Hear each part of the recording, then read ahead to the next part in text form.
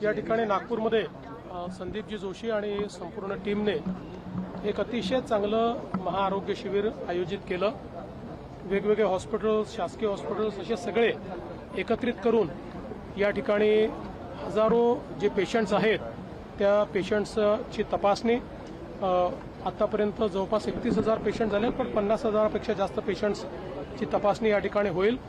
त्यातल्या ज्या पेशंट्सला वेगवेगळ्या प्रकारच्या उपचारांची आवश्यकता आहे, कोणाला ऑपरेशन्सची आवश्यकता आहे, तेही मोफत करण्याचं नियोजन या ठिकाणी केलेलं आहे।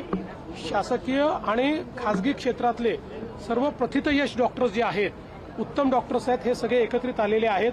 त्यामुळे स्पेशालिटीचा फायदा हा नागरिकांना मोफत या ठिकाणी देण्याचा प्रयत्न आहे आणि अतिशय चांगल्या पद्धतीनं हे शिबिर या ठिकाणी आयोजित झालंय।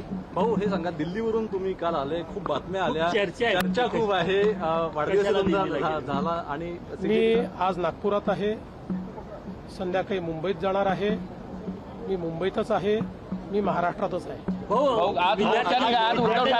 विद्यार्थ्यांच्या आंदोलनाच्या इच्छावर कुठेतरी ठाकरे बंधू सेलिब्रेशन करताना पाहायला मिळालं। चला, काही हरकत नाही, त्यांना सेलिब्रेशन करता काहीतरी कारण मिळालं याचा मला आनंद आहे आणि आम्ही देखील आनंदी आहोत। शेवटी अशा प्रकारचे जे प्रश्न असतात हे कुठल्या व्यक्तीचे, कुठल्या पक्षाचे प्रश्न नसतात, तर हे तरुणाईला भेडसावणारे प्रश्न आहेत।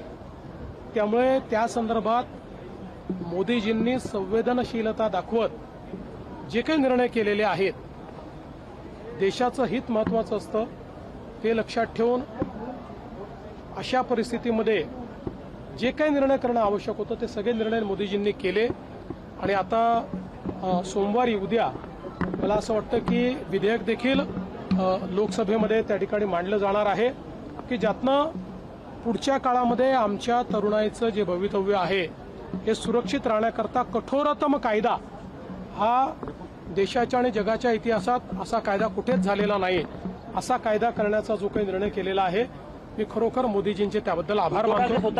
आघाडी ब्लॉक झाली आहे, भाजप विरुद्ध भारत असा संघर्ष सुरुवात झाला असे उद्धव ठाकरे म्हणाले। मला असं वाटतं की अशा प्रकारचे डायलॉग्स हे गेल्या 10 वर्षात त्यांनी अनेक वेळा मांडलेले आहेत, पण त्यांचे डायलॉग्सचा कोणावरही असर होत नाही।